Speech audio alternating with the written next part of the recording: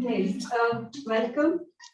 I'm Shonali Nag and I'm the chair of today's session. It's with great pleasure that I'd like to introduce Professor Steve Strand.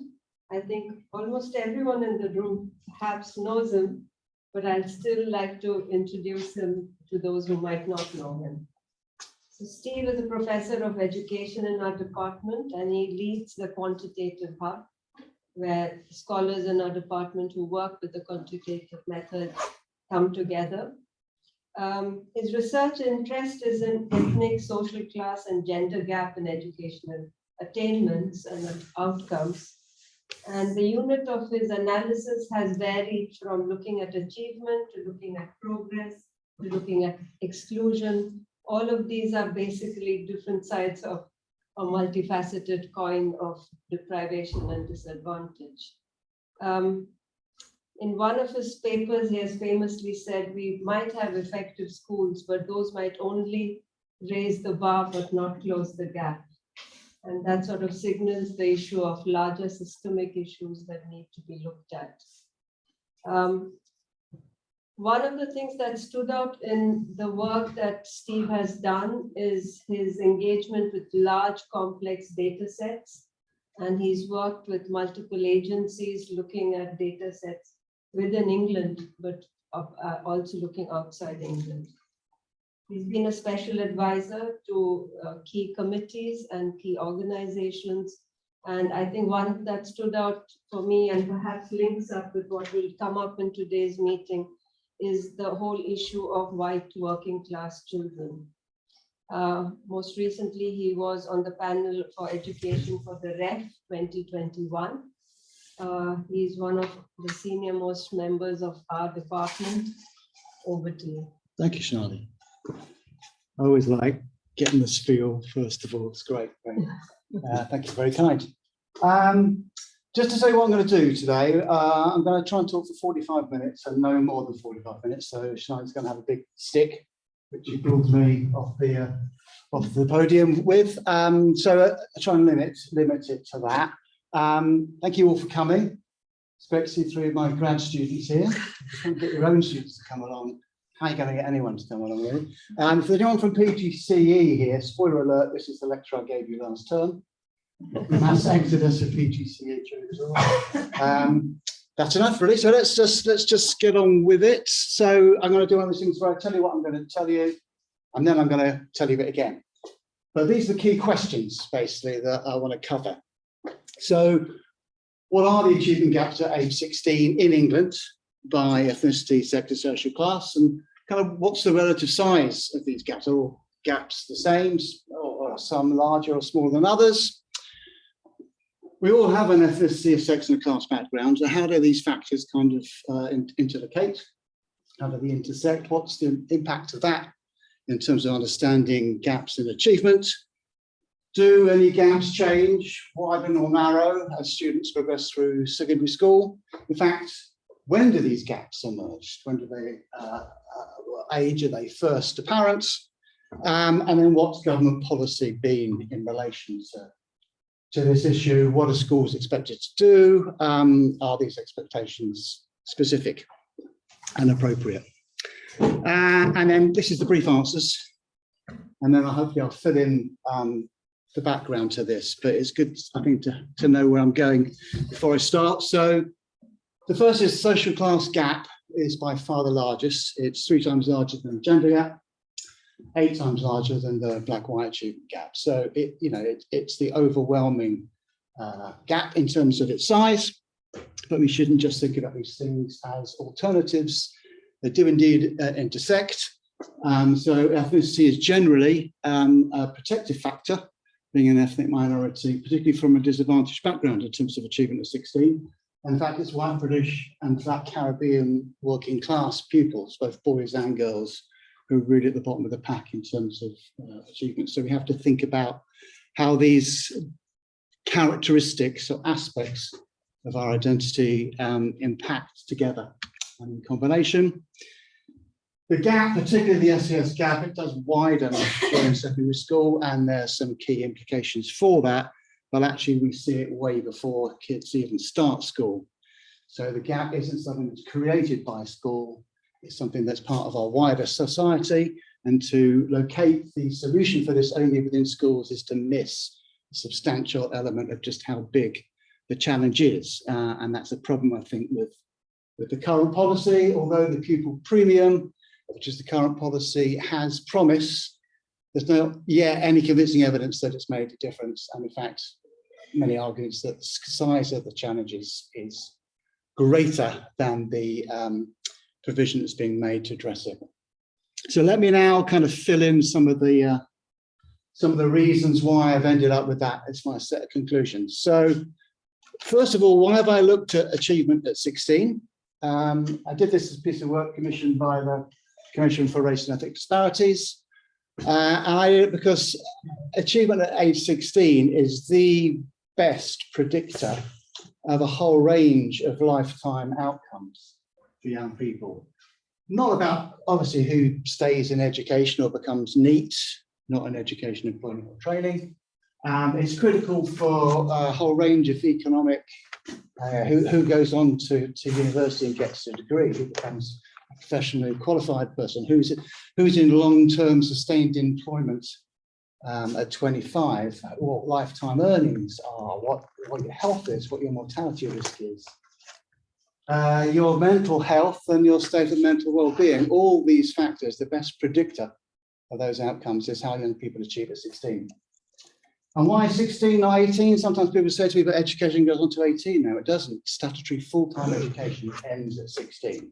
So the GCSE is still the terminal examination in terms of our current status. So you may be able to, you may continue in some form of education. It may be half a day a week in a block release to an FE college to do some, basic literacy or maths. It can be really, really minimal. So 16 is still the key age. So with that in mind, it's interesting to think historically about what the key equity characteristics have been in terms of looking at outcomes, and the key ones really are ethnicity, class and sex. So we know, looking right back to the Swan Report in 1985, that West Indian young people, and Bangladeshis in particular, were seriously underachieving at school. And that was the introduction, the reason to introduce some of the data I'm going to look at, the youth cohort study, the first nationally representative national data set that allowed us to look at ethnicity, class, and sex in terms of their relationships to achievement. But a long-standing issue in this country is social class. Wilde called it the English disease, didn't he? I was thinking, was it Wilde there? But if you're ever unsure, it's usually Oscar Wilde. But Douglas's 1964 The Home and the School, I think it's one of the classic texts in this area. So even after you controlled for cognitive ability, 50% of working class children left school at 15, compared to only 15% of those from upper or middle class backgrounds, and that's after you controlled for achievement. So you can see the kinds of disparities in terms of outcomes which are related to social class or the home. And then gender, although actually historically, in terms of outcomes, not a very big difference between boys and girls up until about 1988. And then, as we'll see, actually some quite large advantages for favouring girls in terms of educational achievement. So those are three kind of dimensions, and this continued. There's some DFE reports into the 2000s, which continue to look at these kind of outcomes, and they're still salient today. So I'm going to use the most up-to-date and comprehensive data set to look at these outcomes by these dimensions, and that's a longitudinal study of young people in England too. And this is, you don't need this detail really, but it's just to tell you something about the data set I'm drawing on. 13,000 odd young people in year 9 at age 14 were at the initiation of the study, and we were able to follow up just over 10,000 of them in 2015. Around about 10,000 gave their permission for their GCSE results to be linked to their outcomes. So it's a large nationally representative sample. It oversamples the 6 major ethnic minorities in the country. So we can say something quite reliable about in quite small groups. It includes all school types, including the independent sector and pupil referral units. So it really is genuinely nationally representative. And as well as links to all the national curriculum and the NPD type data, it's got detailed in-depth data from interviewing the young people in their own homes, and indeed interviewing their parent and a second parent if one exists there. So it's very rich in terms of the data it picks up. And it's longitudinally tracking these young people, going to be tracking them through to 25. There was an Ellipse 1, where the cohort are now 30. So these longitudinal studies are very powerful, and they're actually one of the things that we're kind of known for in this country. We've always had very good longitudinal in-depth data. So if you've got a .ac.uk email address, you can get access to this data as well. So I do talk to you about that later if you want to. So let's just look at the gaps by these three dimensions then. So boys and girls, I'm looking at the best 8 score. So I'm looking at, if I take the best 8 qualifications you achieved, I'm going to add up that score and create a total score. That's, to me, you know, a much fairer outcome than just saying who's got 5 more A stars to C's. Okay, so you know, we can still put that up as a metric that people are familiar with, or what percentage gets you know, the new grade 4 or above in English and maths. These kind of percentage measures people will like because they are quite interpretable, but they don't really tell you about the whole range of achievement. So that's why I use the best 8 score. And then to make it comparable, I'm looking at this in standard deviation terms, which is going to make some of you go, what's a standard deviation? But it's a way of making different effect sizes, putting them in a comparable kind of unit or metric. So maybe this would be more important, not in its absolute sense. It's about 5 GCSE grades, difference between boys and girls, with girls about 5 grades better. But when we come to compare that -0.3 with the other gaps, maybe that's when it becomes most useful. So this 0.3 standard deviations, there's some very well-known conventions around labeling gaps, Cohen's kind of criteria, and 0.2, something's got to be at least 0.2 to be small, 0.5 is medium, 0.8 is large. So this would be a small gap by that kind of criteria. 5 GCSE grades over 8 subjects is slightly different than getting 5 Cs and 3 Ds versus 8 Ds. It's, you know, it's small. I guess it's not inconsequential. Could be quite consequential for some young people, especially if it crosses that CD boundary. This was the year before the new 1 to 9 grades came in. But if it crosses that boundary, then it could be quite consequential for some individuals. That's an average over all subjects. What's interesting is that actually it's pretty much true that there's a female advantage for every subject at 16, with the one exception, or 2 exceptions, computer science and PE. So even subjects that would be considered quite male dominated in terms of achievement, physics, chemistry, maths, actually young women achieve better outcomes at 16 in those subjects than young men do on average. And these are all about averages, of course. Many young men are doing better than many young women or whatever, but the mean score for girls is higher than the mean score for boys. And what's interesting is the subjects where it's actually greatest are all those where writing's to the fore, extended writing. So English, modern foreign languages, kind of art and design, because we still, in all our subjects, we still, even practical subjects, we still ask young people to write. A predominant mode of assessment is that they write about. Even in CDT, you might produce an artifact, but you need to write an essay about how you produced it and stuff as well. And course history. So it's interesting when you pattern it. It's very much to the patterns are the very much larger gaps where extended writing is to the fore. You can also get some clues about what might lie behind that by looking at this youth cohort data. Not collected every year, collected kind of every 2 or 3 years, and then it turns to the ellipse here and then to here. But if we look at that difference in terms of the threshold of success, which was initially 5 more A stars to C's in these early runs, and then 5 or more A stars to C, including English and maths later on. You can see that actually there was no gender difference in outcomes in 1985. The gap started opening at 88, and after that, and it's been pretty much constant since. So I think that gives you a clue about what might be part of what's driving that gap. Anyone remember what happened in 1988 to the curriculum? GCSE.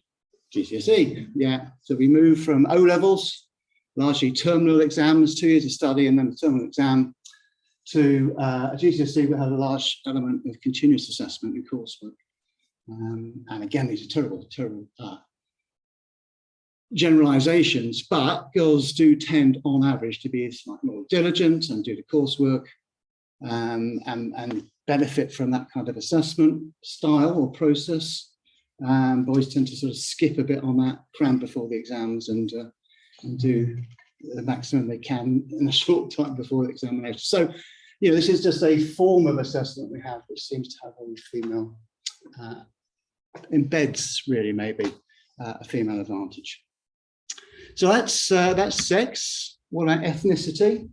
I don't know how acquainted everybody in the audience is going to be with what the pattern or the size of different ethnic groups is in the country. So I thought it might be a good idea just to make sure everyone's happy with that. It does vary quite a lot because of the age profile from the national. So you'll see a lot about the 2021 census coming out, but actually the proportion of ethnic minority young people of school age, and this is the 5 to 16 age group, it's much higher than it is in the national population, because there are an awful lot of older white British young people, but it's a larger proportion of minority young people in the age 5 to 16 range. So basically 2/3 are white British, but 1/3 of young people are from an ethnic minority group. So it's large. It's a large proportion of the school population. And those are the different groupings that are collected through the National Pupil Database, consistent with the Office for National Stats classification.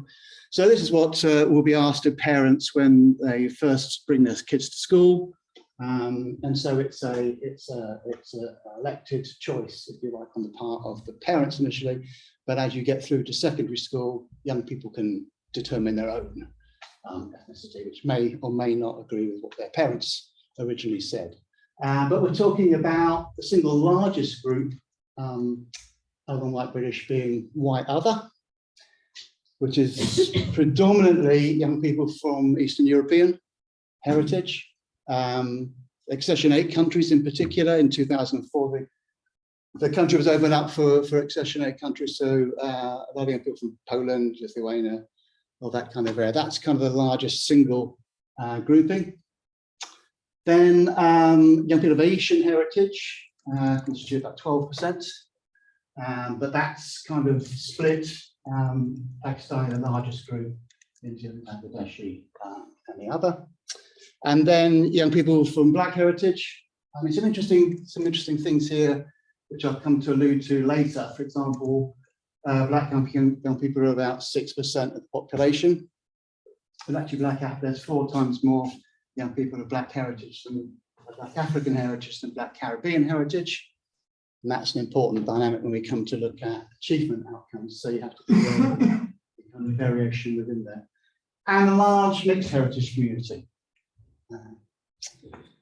The largest of which is young people of mixed white and Black Caribbean. And there's an interesting story there about why there are more young people of mixed white and Black Caribbean heritage than there are of Black Caribbean heritage now, because of the intermixing, particularly of the white British working class community and Black Caribbean community. If you go back right the way, I'll talk about that a bit more later. But that's the kind of context. And these are the results of our literacy cohort in terms of their background. So it's quite varied. Some groups are doing a lot better than white British. So those white other students are doing better. These are standard deviation units. Indian young people in particular are doing better. Other Asian, most groups, no difference. One difference there. Young people of Black Caribbean and mixed white Black Caribbean doing slightly less well. But in trying to sort of summarize the ethnic gap, these are the main ethnic groups, trying to find one index of it. I've chosen the black-white gap because that's what has been measured historically. If we look at the youth cohort study, something that's been running for a large number of years, we can actually, that's initially how data was collected. There was no subdivisions within the black groups, there was no subdivisions within white heritage. So that's kind of the only consistent measure we have. It's also kind of the big focus from the States, so it seems a natural way of expressing it. And that gives a gap of 0.1 of a standard deviation. So that's, that's less than small. It wouldn't even register in Cohen's criteria. It's less than two GCSE grades out of the 90 possible grades you could get now. So it's a relatively small gap. And then finally, actually, let's have a look how it's changed over time as well. So going back to the YCS, started in 1991, because that's the first time that the Asian group was disaggregated into Indian, Pakistani, Bangladeshi, and other Asian. And you can see just how disparate outcomes were even into the early 90s, particularly Black Bangladeshi young people, but Black and Pakistani as well. But the trend is one actually of quite remarkable closure of the gap. So if you look at young people with Bangladeshi heritage, they've actually closed the gap despite the huge socioeconomic disadvantage that that community face. And the gap for Pakistani and for young people with Black heritage is also closed. So it's a dynamic and changing picture, and that's important to bear in mind, that these things are quite fluid and amenable to change. And actually what was true when you were at school, certainly if you're my age, is not necessarily true now, and it's important to always think about the most contemporary data, and that's one of the reasons for it. Last of all, socioeconomic classification. Again, to try and make this a bit more concrete, the Office for National Stats has a socioeconomic class measure. And it's, in this case, it's going to be based upon the socioeconomic classification of the parents. What I've used is the highest SES of either parent home. So if you have both the mother and the father at home, then it'll be the highest qualification of either the mother or the father. And we go through from higher managerial and professional through lower managerial and professional. So social workers, nurses, journalists, doctors, all these kind of managerial and professional occupations. And then contrasting with semi-routine and routine occupations at the lower end of the scale. So that's just some concrete examples of what we mean when we're thinking about the social class of the young person's home. Okay. So how does that pan out into achievement at 16? So if we look at the contrast between higher managerial and professional homes, and young people from homes where the main parents either never worked or is long-term unemployed, you've got a gap of full standard deviation. So that's absolutely massive. That is choosing the two most extreme poles. So maybe that's actually exaggerating the size. So if we think about putting managerial and professional homes together, and then this is about 40%, 42% of all children have at least one parent who's in a managerial or professional occupation. And we can put those together and contrast them with the three groups from the lower occupations, and that comes out as 0.81 of a standard deviation. So I think that's probably a more, and that's about 42% of young people, that's about 29%. But you can see the size of the gap there. And how has that changed over time? Closed a bit, going from 88 through to 2015. I've put the odds ratios on the bottom here.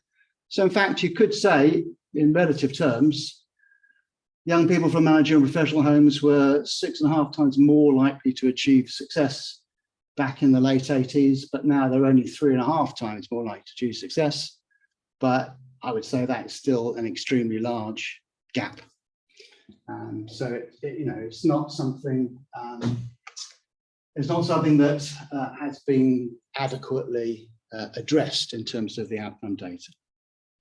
So let's put these three just to say that whether we take parental occupation as our main indicator of socioeconomic status, or we look at parental education, or we look at family income, we find the same kind of size of these effects. So this isn't about the particular metric I've used a socioeconomic classification. This is kind of about whichever way we think we want to index socioeconomic status. So let's put them together. We've basically got a socioeconomic class gap, which is almost three times larger than the sex gap, and almost 8 times larger than the ethnic gap. And I don't know if that surprises people in any way. I mean, it shouldn't really, although I think sometimes media coverage is a bit skewed relative to that. I mean, it shouldn't, because we're in an absolute crisis in terms of socioeconomic state. We've got more people using food banks than ever been before. We've got families making decisions about whether they heat their homes or they feed their children. I mean, it's great being in a managerial and professional home during COVID. You were furloughed, you kept working at home. But if you were in a blue collar occupation, life was really, really hard. You might have been working in hospitals, on transport, and then those occupations, and you didn't get the luxury. Maybe you're furloughed, maybe you just got made unemployed. So it doesn't surprise me that is the state that it is. It's overwhelmingly the challenge, I think, that we face as a society.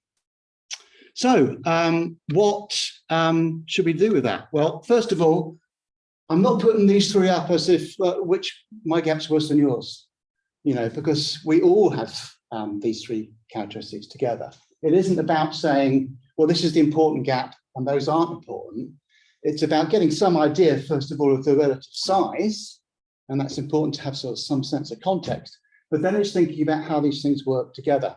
So, the kind of theoretical basis here is intersectionality, which kind of was originated with Kimberly Crenshaw, who was a professional of law in the States.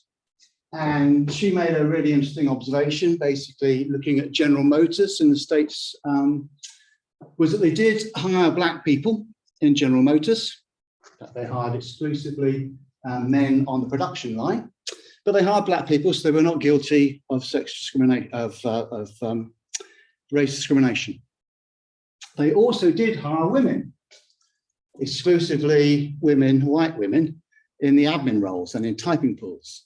So they weren't guilty of sex discrimination either, but they didn't hire any Black women until 1964. So it's about looking at what might kind of fall through. If you only look with one lens, what might you be missing out from? Now, in terms of quantitative data, it's not necessarily a question of adding these things together. Looking at the disadvantage of being Black, or compounded with the disadvantage of being from a low social class background, for example, or disadvantage of being female or male, depending on the outcome. It's more about saying, because that would be an additive model, it's more about saying, how do interactions play out in this context? So this is the kind of thing I was pushing in the 2014 paper there. It's about thinking that actually the outcomes for one level of a dimension may not be the same at all other levels. So if you like, the ethnic gap may not be the same at all levels of SES, or the SES gap may not be the same size for all ethnicities. So it's about thinking about how these factors interact together. And in fact, if we put this together in this data set with our 9 major ethnic groups and our 3 levels of SES, I'm going to index this at to low, medium, and high SES, and 2 levels of sex, we've got 54 unique combinations of race, sex, and class. So it's thinking about how does it make any difference if we allow there to be patterning and variation between these 54 groups? Let's think about how that plays out. Now, I can show you that in a single graphic, which I think is probably the most important thing to take away from this talk, really. So what I've done is I've put on the x-axis, I've created a measure of socioeconomic status to get the most robust and accurate measure by looking at parents' occupation, parents' level of educational qualifications, and parents' income. Put those three together and created a continuous measure of socioeconomic status. And I'll just index that at low, average, and high, so we can see graphically what the relationships are at those three kind of levels of SES. And then we've got a different coloured line for each ethnic group. The black line there is the white British, and the code is down there. And then we've got separate graph for boys and separate graph for girls. And the outcome is this normalised age 16 score, which is kind of 0 for the whole population, if you like. The average is going to be 0 for everybody. So there you go, you can see it at one go. So three points I think that stand out to me from this. One is those young people with the lowest achievement are white British and black Caribbean young people from working class homes. I mean, the absolute lowest are boys, white British and black Caribbean working class boys. But actually, white British and black Caribbean working class girls are the lowest achieving group of girls as well. So this isn't really about gender or sex. We use those terms. Sometimes I slip between those terms, and there's a big difference between those terms, so forgive me if I do. But it isn't actually about sex. It's really about that combination of being white British or black Caribbean working class and being working class. So that's what really stands out. The second thing that stands out for me is actually, relatively speaking, how ethnic minority status, other than black Caribbean young people, is associated with higher achievement than other young people of the same socioeconomic status and the same sex. So actually, particularly in the face of low SES, particularly as a buffer in the face of socioeconomic disadvantage, ethnic minority status is a protective factor. So levels of achievement are far, far higher than you would expect of comparable young people of the same social class and gender. So that's the second thing. And then the third thing is there is one element of underachievement. Because these, again, we're thinking here about gaps that are 0.2 or larger, to index that as something that's at least, the minimum level of a gap that's noticeable or acknowledged would be 0.2. And that does suggest that black young men from high SES backgrounds do not achieve the same as white British young men from high SES backgrounds. So there is underachievement, but it's quite specific to black middle class boys, not true of black middle class girls, for example. So it's kind of the three main things. One I highlighted, because as I say, this age 16 outcome is the best predictor of a whole range of outcomes. So if we have defined groups of young people who are not doing well or are doing extremely poorly relative to everybody else, that's important. That we might actually be better thinking about ethnicity as some form of ethnic capital, as Madood has said, because rather than a lazy assumption, which probably was true when many of the people who write about this nonsense were at school, that ethnicity is associated with low achievement. It's actually, largely the other way around now. So I think that ethnic capital, really. And the third thing, really getting quite forensic about what it is about being a young black man from a middle-class home, which might lead you to do less well than your peers. And I think factors, I won't go into that in detail, but the report goes into that in a lot more detail. Things like the norms and expectations of the school, teacher expectations, issues of identity might be particularly important if you're in those kind of spaces from that kind of background. So that's kind of what I've said about the LIPSI. You might say, well, it is just a sample, and it is, but if I look at the whole 650,000 young people in a national cohort in England, just grabbing some relatively recent data, I don't obviously have the lovely data on socioeconomic status here. We just have this rather blunt free school meal indicator, which is a very good indicator of poverty, because basically you're only entitled to free school meals if your family requires state benefits actually to get by. But actually is a useless indicator of relative advantage amongst the 85% who are not entitled to a free school meal. Doesn't tell you anything about the difference between those who are just over the threshold and those who make it from very, very wealthy homes. But if we put the combination of ethnicity and free school meal status together, we find down the bottom here, it is white British on free school meals, white and black Caribbean on free school meals, black Caribbean on free school meals that are the lowest achieving groups. So it's not, it's not something specific. You also find that the gap, the social class gap, is largest between white British. So that's white British kids on free school meals, and that's white British kids not on free school meals. So that kind of free school meal status matters so much more. It's so much more consequential for achievement. If we look here, this is Chinese young people on free school meals, Chinese people, young people not on free school meals. I mean, it kind of makes no difference at all, really. So this is just making the point that this is something, you've got limited data nationally, but you can see a similar kind of patterning by that combination of ethnicity and social background. So what accounts for the gap? So I haven't managed to do this for the LIPSI 2 yet, but I did do this for the LIPSI, and a whole range of factors. I need to speed up a bit. But there were 4 measures at 14, which could basically account for why ethnic minority young people did better at low SES than the white British and black Caribbean young people, and for a large element, but not all, of the socioeconomic gap as well. And this was people's educational aspirations, whether they wanted to continue in education after 16 or not. Their parents' educational aspirations, whether the parents wanted the young person to continue after 16 or not. And those were kind of a double whammy if they were both negative, or a double boost if they were both positive. People's academic self-concept, how good they thought they were at this thing we call schoolwork. I think we asked how do you get good marks in your work? How good do you think you are at English, at maths, at ICT? And the frequency with which they completed homework. So how many evenings a week do you complete homework? So that kind of ranged between 0 and 5. And if you put those 4 together, you could largely explain why young people from ethnic minority backgrounds were doing so much better.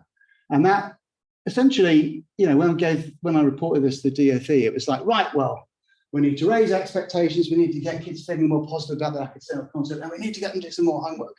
Which I suppose it wouldn't be a bad thing. If you did do more homework, you might cover more of the curriculum, and you might learn more and be more informed.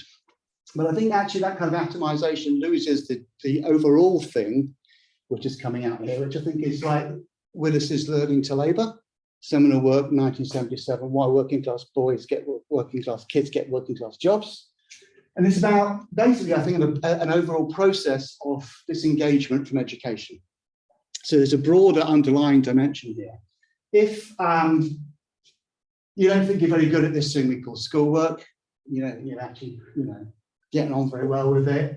You don't do any homework, because really this is a measure of an implicit measure of motivation and effort. And actually you want to get out of here as soon as you can and get into work or do something else. And actually your parents are quite happy for that. You're just kind of disengaged from the process of education. Whereas if you actually think you're quite good at schoolwork and you're motivated, you're working hard, you do a lot of homework, and actually you want to continue in education. In fact, you want to go on and do A-levels, you want to have a professional career, and that's what your parents are really pushing you for as well. You'll really engage with the process. So there's a fundamental underlying dimension here about engagement with education. Oh God, right, I really am nattering. So that's just. But you have the time. You did not. You have the time. I guess the point I'm making here. So this is like the same kind of graph as I showed you before, but the y-axis here is what percentage of young people from these groups want to continue in further education after 16. On the positive side, even white working class boys, 60% want to continue in education. So you could say that's a majority. So it's not that aspirations are absolutely low. It's more that there's a patterning by social class and by ethnicity here. So actually white working class boys and girls and white working class girls have these very low aspirations, but actually amongst probably every minority group, including Black Caribbean girls, actually aspirations are uniformly kind of 95%, whatever your ethnicity or whatever your social class background. So it's not about saying locating this as some kind of deficiency story around here, but there is a marked patterning of this kind of indicator. And you can think about, this makes quite a lot of sense when you read the literature about what's been termed in the States the immigrant paradigm, Ogbu, Powell, Thompson. Essentially, if you've come to a new country, often, you know, you're not a random choice of people from the country you came from. You're the most motivated. You think about it, if you're going to get into the channel, across the channel in a boat, you are pretty driven and pretty motivated. You're talking about homes where actually education is often really, really valued and there's a really high academic press, because it's the way things can be better for your kids. You know, your own qualifications may not be recognized from your host, from your home country, may not be recognized in the host country. You might be holding down 3 jobs as a cleaner, but you want to get your kids through school because that's the way things can be better for them. So there's a really, really strong press for educational achievement amongst homes of those groups who are most recently migrated to this country. And that would be Black African and Bangladeshi young people, where the waves of migration are the most recent. So the positive sign from this, I guess, is that cycles of disadvantage can be broken, and that's an important upside. But it's not about some kind of deficit rhetoric about white British and Black Caribbean young people, because they're often very aspirational. They just don't see education as instrumental, or in many cases, they don't see education as instrumental in achieving those aspirations. So actually, when you talk to young people, they want to have a happy life, they want to get married, they want to have a successful job, they want to have good kids. They just don't see necessarily that education is something that's going to help them achieve that. In fact, sometimes they see education as being something they want to avoid. It's something that's holding them back from starting out and achieving the things that they do aspire for.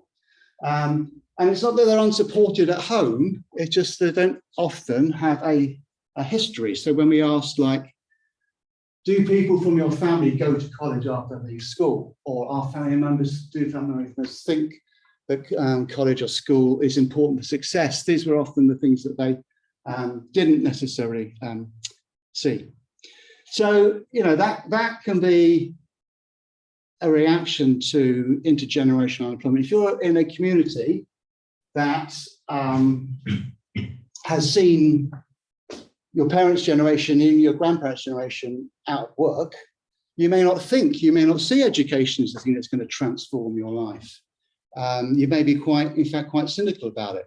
When you think about what the patterning used to be of employment opportunities, when, if you look only like 20 years ago, 30 years ago, you could leave school, put 2 fingers up at school, leave with no qualifications, because what counted about whether you got a job was that your dad would sort you out down the pits, you know, in shipbuilding, metalworking, in the factories, in any one of the heavy industries that were the main employers in this country.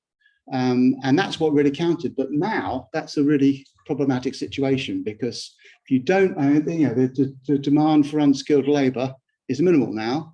So if you don't have the educational qualifications, those young people are not going to have the opportunities that they might otherwise have. So it really is important.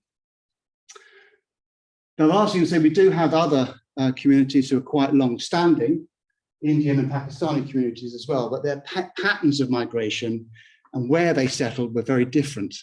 I mean, Indian community on average tended to be more professionally qualified when they, from their host country, from their origin countries when they came here. So they were much more high SES group anyway. And Pakistani communities tended to settle less alongside white working class communities than the black communities did. They tended to settle in much in the northern towns, much more concentrated areas. And that kept some of their community values tighter and their networks much tighter. And actually, there's a huge valuing of education still. It's part of your responsibility in your family to do well educationally. So it's kind of a very high cultural value around educational achievement. So there's a whole literature on segmented assimilation, which I'd point you at. And when we think now about, okay, that's what happens at 16, what happens between 11 and 16? So we look at progress 8 scores. So this is an indication of how much progress you make between 11 and 16. The groups that make the lowest progress, i.e. fall behind between 11 and 16, are white British kids on free school meals, mixed white and black Caribbean kids on free school meals. So these are the kids that are making the least progress. So these are the kids that are really disengaging during secondary school in particular. So these gaps widen during secondary school, which is important for what the implications might be for secondary schools, which I won't go through because it's not just about secondary schools. There are things they could do. This is the gap at 11. It's pretty much like that graph I showed you for 16 before. This is the gap at 5 at the end of foundation stage. And in fact, if you go back to some of the earliest studies we have when young people are age 3, the growing up in Scotland or the Millennium Cohort study, you find these gaps are really big at age 3 before young people have even got to school. And particularly in the areas related to language, which is such a key factor. And when you look at how it's patterned by the home learning environment, you find it's very strongly patterned, and actually that patterning of home learning environment can account for most, sometimes all, of the socioeconomic effect. So a clear point here, I think that we've got to be thinking about early years provision and the wider kind of environment, not just focusing on school kind of issues. But the policy response has been one that is universally focused on schools.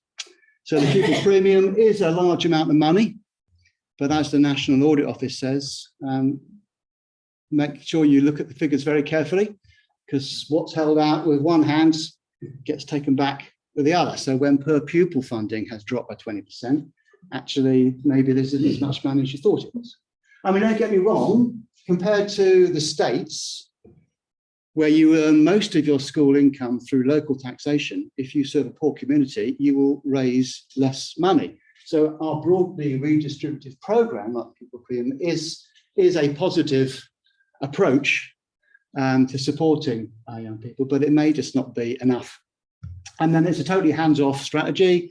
None of this national literacy strategy, national numeracy strategy, it's all down to schools. So we give you the money, schools, you decide what to do, and then we'll come after you through accountability mechanisms of your progress 8 scores and the league tables and the Ofsted inspections. So that's kind of their strategy. And it's very hard to get government away from that. They have this, I was very privileged to be the academic advisor for this House of Commons Education Committee inquiry into the underachievement in education of white working class young people, but they would not be taken away from this focus on schools. And I guess it's because it's very tempting if you're in the Department for Education, or you're the Education Minister, or actually Education Secretary, because you can play endlessly with school types. You can create new types of schools. I mean, the key things now, the local flavours are academy schools and free schools. If you've been around long as I have, some of you will remember grant-maintained schools, foundation schools, magnet schools, city technology colleges, beacon schools, specialist schools, academies, university teaching colleges. I mean, the list of school types is endless, none of which has really made any difference to the outcomes. Yeah, so I think that there's something quite fundamental which is being missed by this kind of quite instrumental policy. It's focusing only on schools. And I'm going to just wind up with this slide, which I think kind of says it all really. So this is data on what proportion of young people at schools were hitting the 5 or more A-star to C measure by the Ofsted rated overall quality of the school. So the committee looked at this and said, look, these are the young people on free school meals in the blue, in the lighter blue there. 25% of them are successful in inadequate schools, but 50% are achieving success in outstanding schools. So what we just need is more outstanding schools. This is going to transform the outcome. But what they weren't thinking about is how are those gaps appearing in different types of schools or within types of schools. So let's think about the odds ratio. Let's think how much more likely you are to be, or how much higher the odds of success are for those kids who are not on free school meals than those on free school meals. So in the inadequate schools, 2.7 times more likely to be successful. The odds are 2.7 times higher for young people not on free school meals than those on free school meals. But if we look in satisfactory schools, those latterly called requires improvement, it's pretty much the same odds ratio. That's also the same in schools classed as good. In fact, it's slightly larger in outstanding schools. The odds are 3 times higher of being successful if you're not on free school meals than if you are on free school meals. So what I'm saying is if we translated all our schools into outstanding schools, we still have a free school meal gap, and it'd still be pretty much the same size, if not slightly larger than it is now. So you put that together with when you first start seeing the gap, and you realize this is not a school problem. I mean, there are some things that schools can do. That's what this slide is about. But actually, fundamentally, this is not an instrumental kind of issue that we give schools some money and they will solve. This is kind of rooted throughout our whole society, really. And, you know, nothing brings, you know, when you start thinking about how COVID impacted on different sections of society, you really see how much that's still relevant. But I really have gone on and even ignored the warning I requested earlier from Shonali. So I'll leave it at that. I'll leave it at that point now, really. There's a nice 5-page summary of this talk there in that journal, and then the full report is on the web here. But there's also other stuff, which is very difficult. So I've given you a very quantitative presentation, but if you want to read Gillian Evans's work, the ethnographic work in Bermondsey, looking at what working class achievement in Bermondsey, and some work from Lambeth Local Authority, very different in style, but reaches the same conclusions. And if you really want to see some very detailed in-school work, the DfE Extra Mile projects are available on this link here. So any questions before I let you all at the wine and nibbles? Maybe we first give you a big hand. Oh, thank you.